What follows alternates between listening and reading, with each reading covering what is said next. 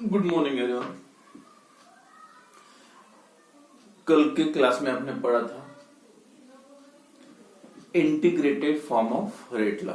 जो first law था differential rate law, that is R is equal to K into concentration of that reactant, and when this equation is integrated, the equation obtained after integrating that equation is called as integrated form of rate law, and that is K is equal to 2.30 upon 2.303 upon T into log of concentration, मतलब A0 upon concentration of AT। A0 का मतलब है initial concentration of reactants and AT का मतलब है concentration of reactants remains after time T, मतलब particular time के बाद रिएक्टर का concentration कितना बैलेंस रहा। ये लास्ट कल हो गया था equation integrated form of rate law. Then next important topic है half life of first order reaction, that is represented bye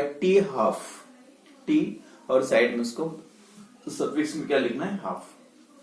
तो हाफ लाइफ ऑफ रिएक्शन, उसकी जो सिंपल मीनिंग है या definition, time required to change या time required for the reactant concentration, जो भी reactant का कॉन्सेंट्रेशन है initial, time required for reactant concentration to fall to half of its initial value. मतलब सीधा सीधा मतलब है जितना भी रिएक्टेंट का इनिशियल कॉन्सेंट्रेशन है उसका कम करके कितना लाना है, हाफ, यानी आधा। जो भी होगा 10 मॉलिक्यूल्स हो गए तो 5 मॉलिक्यूल्स में प्रोडक्ट, 5 मॉलिक्यूल्स को प्रोडक्ट में करने के लिए कितना टाइम लगेगा। 20 मॉलिक्यूल्स है तो 10 मॉलिक्यूल्स, या 100 मॉलिक्यूल्स प्रेजेंट है इनिशियल कॉन्सेंट्रेशन ऑफ रिएक्टेंट्स, तो 100 प्रेजेंट है इनिशियली, तो आप कितना कन्वर्शन करोगे 100 का 50 तक, मतलब 50 मॉलिक्यूल प्रोडक्ट बनेंगे, 50 मॉलिक्यूल रिएक्टेंट्स रहेंगे। तो जो भी अमाउंट प्रेजेंट है इनिशियली उसका हाफ बनाने के लिए लगने वाला time, that time is called as a half life of reaction, the time required to change. जैसे रिएक्टेंट्स आपने स्टार्ट किया, रिएक्टेंट गिव्स प्रोडक्ट, रिएक्टेंट के पास 10 मॉलिक्यूल्स थे, अब हाफ का मतलब 10 में से 5 प्रोडक्ट और 5 बैलेंस है, कितने वाले 5, हाफ बैलेंस था, उसके लिए कितना टाइम लगा। या 20 मॉलिक्यूल्स लेंगे तो बैलेंस कितने रहेंगे 10, तो 10 मॉलिक्यूल्स प्रोडक्ट बनाने के लिए या रिएक्टेंट्स का कन्वर्शन करने के लिए, चेंज करने के लिए कॉन्सेंट्रेशन, मतलब जो भी अमाउंट या time required to change the concentration of reactants to half of its initial value, यानी जो भी इनिशियल वैल्यू है उसका हाफ बनाने के लिए जो टाइम लगता है, that time is called as a half life of reaction या half time of reaction. Important definition याद रखो। तो क्या definition, it is a half life of reaction is the time required for the reactant concentration to reduce to half of its initial value, to fall बोलो, reduce बोलो, change बोलो, to fall to half of its initial value is called as a half life of reaction। तो या graphically आप इसको explain कर सकते, graphically और ज्यादा क्लियर होगा। देखो, when graph is plotted, half life का मतलब क्या है, ये ग्राफ है, ये कॉन्सेंट्रेशन ऑफ रिएक्टेंट A और ये टाइम, तो क्या होगा, धीरे धीरे कॉन्सेंट्रेशन डिक्रीज होती जाएगा, concentration of reactants decreases with time. लेकिन जितना भी कॉन्सेंट्रेशन है, ये जो हाफ हो गया, तो यहाँ पे बोल सकते कॉन्सेंट्रेशन कितना, पहले इनिशियल कॉन्सेंट्रेशन सपोज A0, तो यहाँ पे बैलेंस कितना रहा होगा A0 अपॉन 2, मतलब जितना पहले था उसका हाफ, और हाफ बनाने के लिए उसको टाइम जो लगा, और इसको आप बोलेंगे T हाफ। ठीक है, अब जो भी A0/2 बैलेंस रहा है, मतलब हाफ, जैसे आपने 20 से शुरू किया होगा, तो यहाँ पे कितने मॉलिक्यूल बचोगे रिएक्टेंट के 10। जो भी अमाउंट लिया था पहले उसका half, concentration become half and time required for that change is called as the half life. अब सेकंड हाफ का मतलब क्या, कितना बचा है a0/2, अब फिर से उसका आधा, अब यहाँ पे कितना बचेगा a0/4, मतलब अगेन प्लस 1 इंटू 1/2, 1/2 कर दो 1/4 आ जाएगा, मतलब यहाँ पे कितने मॉलिक्यूल बचोगे 5। तो इसको बोलेंगे आप सेकंड टी हाफ, मतलब उसी का हाफ, यानी उसके हाफ बनाने के जो टाइम होता है इट्स कॉल्ड टी हाफ। उसके बाद अब इतना बचा है और उसका हाफ करोगे तो क्या हो जाएगा a0/1, फिर से 1/2 करोगे तो 1/8 आ जाएगा, और यहाँ पे मॉलिक्यूल्स कितने बचेंगे 5 का हाफ 2.5, ऐसे हाफ हाफ हाफ हाफ, यानी हर हाफ को आप बोलेंगे, मतलब जो भी अमाउंट बचे, जैसे 200 मॉलिक्यूल है पहला हाफ, फर्स्ट टी हाफ कितना 100 molecule, second T half 50 molecule, third T half 25 molecule, उसके बाद का उसका आधा फिर से 12.5, और आधा आधा हाफ हाफ करते जाओ, तो फर्स्ट टी हाफ, ये उसको आप बोलते हैं first T half, second T half या थर्ड टी हाफ, जो भी है, लेकिन हर बार जो कॉन्सेंट्रेशन चेंज होता है half of its initial value, that is the half life of reaction, time required to change या time required to fall to the concentration of या time required for the concentration to fall to half of its initial value, जो भी initial amount है उसका half बनाने के लिए जो टाइम लगता है, that time is called as a half life of reaction. Then relationship between equilibrium constant and half life, मतलब T half, half life of first order reaction and equilibrium constant, that is rate constant of reaction, equilibrium constant नहीं, rate constant of reaction, rate constant मतलब k और इसका relation क्या है। फिर से start करते हैं, ये भी 2 मार्क का क्वेश्चन इंपॉर्टेंट है, बहुत इजी है। From integrated form of rate law से स्टार्ट करेंगे। क्या integrated form of rate law, that is k is equal to 2.303 upon t log of concentration of a, मतलब initial concentration of reactant and at का मतलब होता concentration of reactants remains after time t, इतने time के बाद इतना बचा है, पहले इतना था। तो integrated form of rate law, initial concentration of reactant A0 कब, when t is equal to 0, मतलब रिएक्शन स्टार्ट होने के पहले, t की वैल्यू 0 मतलब रिएक्शन स्टार्ट हुआ है। concentration of A changes when t is equal to t, particular time के बाद concentration कितना है 80, यानी जब पर्टिकुलर टाइम के बाद concentration रिएक्टेंट का इतना बचा है। अब concentration जो हाफ लाइफ का मतलब है, concentration कितना होना चाहिए, जितना भी इनिशियल अमाउंट है उसका half, if the value of A0 fall to A0/2 मतलब हाफ, इतना था उसका हाफ, तब उसके लिए जो टाइम लगा होगा उसको क्या बोलेंगे आप टी हाफ।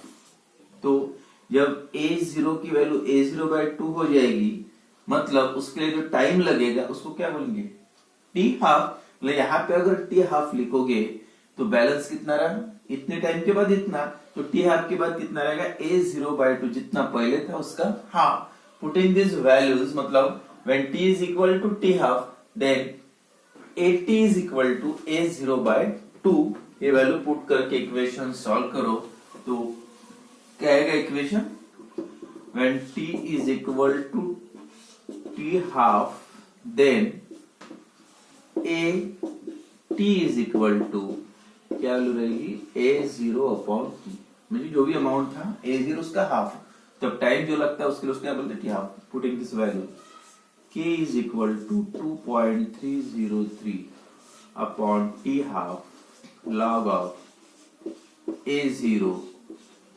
upon, यहाँ पे क्या आएगा A0/2, तो 2.303 upon t half log of 2 ऊपर जाएगा, मतलब log ऑफ 2, A0 कैंसल्ड, और यहाँ पे 2.303 इंटू 2 का लॉग देखोगे तो आंसर आता है 0.3010, log of 2 upon t half.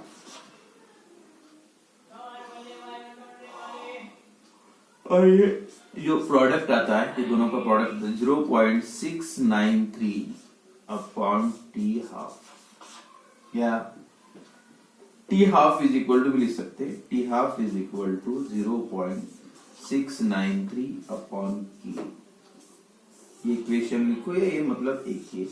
तो there is a relationship between क्या, half life of reaction, relationship between half life of reaction and एक rate constant of reaction that is k। तो this expression shows that, ये equation में आपको ये दिख रहा है, एक भी कोई कॉन्सेंट्रेशन टर्म नहीं इन्वॉल्व हो रहा, मतलब T half is equal to कोई भी कॉन्सेंट्रेशन टर्म्स नहीं है, तो उसका मतलब है half life of reaction is independent of the concentration of reactants. कोई भी रिएक्शन हो, हाफ लाइफ अगर रिएक्शन फर्स्ट ऑर्डर है तो half life of first order reaction is independent of the concentration of reactant। मतलब ये आपने कोई भी रिएक्टेंट्स लिया, 10 मॉलिक्यूल लिए, उसका हाफ बनाने के अगर 2 सेकंड लगते, 10 मॉलिक्यूल से हर रिएक्शन के लिए हाफ लाइफ की वैल्यू फिक्स होती है, मतलब आधा बनाने के लिए लगने वाला टाइम, आधे मतलब आधा कन्वर्शन प्रोडक्ट बनाने में। अब 10 के कितने हो जाएंगे, 5, हाफ हो गया, मतलब 5 प्रोडक्ट साइड में चले गए, 5 मॉलिक्यूल रिएक्टेंट के बैलेंस से, तब कितने लगे, 2 सेकंड। कोई भी एक रिएक्शन, ये रिएक्शन है फॉर एग्जांपल, ए रिएक्टेंट है और बी प्रोडक्ट है, ए का बी में करने के लिए उससे, और वो रिएक्शन का हाफ लाइफ कितना है, 2 सेकंड है। अब 10 मॉलिक्यूल लिए तो 5 बनाने के लिए 2 सेकंड। अगर 10 की जगह आप 100 भी लोगे तब भी हाफ मतलब 50 बनाने का टाइम कितना लगेगा, 2 सेकंड।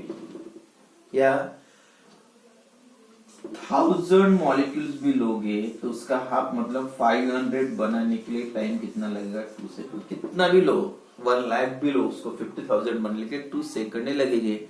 मतलब ये है कॉन्सेंट्रेशन, आप कितना भी लो उसका कन्वर्शन मतलब आधा करने के लिए जो टाइम लगता है, दैट इज ऑलवेज कांस्टेंट, मतलब it is independent of the concentration of reactant. तो रिएक्टेंट के कॉन्सेंट्रेशन पे रिएक्शन का हाफ लाइफ डिपेंड नहीं करता। एक पॉइंट याद रखो। उसके बाद जो रिलेशन बताया था important, relationship between rate of reaction and half life of reaction, that is K या T half is equal to 0.693। Problem के लिए भी इंपॉर्टेंट एक्सप्रेशन है, 0.693 अपॉन के टी हाफ इज इक्वल, या के इज इक्वल टू, तो आप बोल सकते T half is inversely proportional to K. दोनों का जो रिलेशन है इनवर्सली प्रोपोर्शनल डिनोमिनेटर में। देन नेक्स्ट टॉपिक है graphical representation of first order reaction. जो अलग अलग 3 टाइप्स के ग्राफ्स है, जो अभी 2 मार्क के लिए क्वेश्चन भी आता है, write the graphical representation of first order reaction. तो एक एक ग्राफ बनेंगे। First graphical representation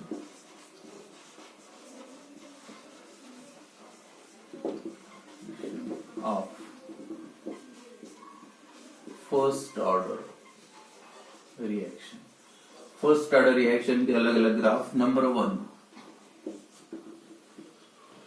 number 1 from differential form of rate law for the reaction. For example अगर रिएक्शन ये A gives product, for this reaction क्या आएगा, rate of reaction is equal to, या उसी को आप ऐसे भी लिख सकते हैं, D concentration of minus product reactant, इसलिए D T is equal to क्या आएगा, K into concentration of A. Rate direct लिख सकते हैं। तो ये इक्वेशन है, rate that is rate is equal to, या rate is directly proportional to concentration of reactant मतलब ए, के इंटू कॉन्सेंट्रेशन ऑफ ए। ये एक्सप्रेशन है for first order reaction. Power 1 है तो रिएक्शन पावर क्या आएगा, first order. For this reaction, तो ये इक्वेशन अगर कंपैरिजन करोगे तो this equation is like y is equal to mx plus c, और c की वैल्यू 0 नो इंटर c। तो y is equal to mx, तो मतलब ये है the equation of straight line passing through origin. ये equation y is equal to mx। तो इसका अगर ग्राफ निकालोगे तो ग्राफ का नेचर क्या आएगा, when rate of reaction plotted against the concentration of A, reaction का rate against the concentration of A क्या होगा, straight line passing through origin, origin से पास करो स्ट्रेट लाइन, मतलब rate in concentration of reactant increases, rate of concentration बढ़ते जाएगा तो reaction का रेट भी बढ़ेगा, मतलब straight line that passing through origin, और ये स्ट्रेट लाइन का स्लोप क्या है, slope of the straight line is equal to A. ये एक ग्राफ याद रखना है, that is relationship between concentration and rate of reaction के लिए ये एक graph. Second, integrated form of rate law, integrated form of rate law क्या है, K is equal to 2.303 upon T log of A0 upon AT। ये equation को थोड़ा rearrange करते हैं, या AT upon 2.303 is equal to log of A0 minus log of AT, divide है तो माइनस। अब अगर इसको ये साइड में लेके आओ,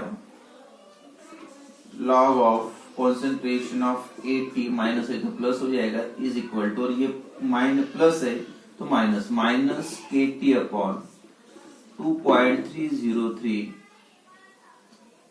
plus log of concentration of A0। तो दिस इक्वेशन जो मैंने अभी यहाँ पे इक्वेशन लिखा है, दिस इक्वेशन इज लाइक, क्या इक्वेशन देखो, log of AT is equal to minus KT upon 2.303 plus log of A0। तो this equation like y is equal to mx plus c, and this is the equation of straight line which is not passing through origin, y is equal to mx plus c, और मतलब log of AT when plotted against the t time, तब जो graph का nature आएगा, straight line that not passing through origin, straight line, equation of straight line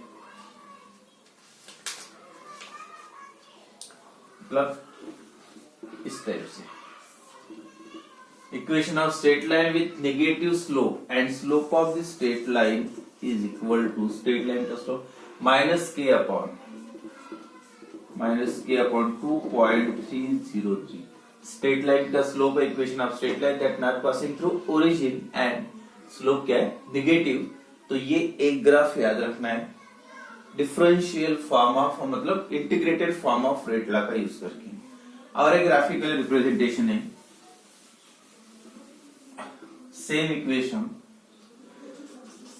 number 3, third graph, graph number 3, K is equal to 2.303 upon T log of A0 upon AT, ये भी easy है, log of A0 upon AT is equal to, इसको इधर लिख लो, AT upon 2.303, मतलब y is equal to फिर से mx। तो equation of straight line that not passing through origin, y is equal to mx है, तो उसका व्हेन ये जो ग्राफ निकालोगे ऐसा, log ऑफ क्या है, A0 upon AT against the time, तो equation of straight line passing through origin and slope of the straight line is equal to, straight line का स्लोप क्या है, k upon positive slope k upon 2.303। तो ये तीन graphical representation याद रखने हैं फर्स्ट ऑर्डर रिएक्शन के। पहला जो ग्राफ था कौन से फॉर्म का, डिफरेंशियल रेट लॉ का यूज करके, और सेकंड जो ग्राफ है integrated form of rate law, and last में ये दो एग्जांपल जो बुक में दिए फर्स्ट ऑर्डर के, one twice H2O2 hydrogen peroxide gives twice H2 plus O2, और इसका जो इक्वेशन है R is equal to K into concentration of H2O मतलब फर्स्ट ऑर्डर रिएक्शन।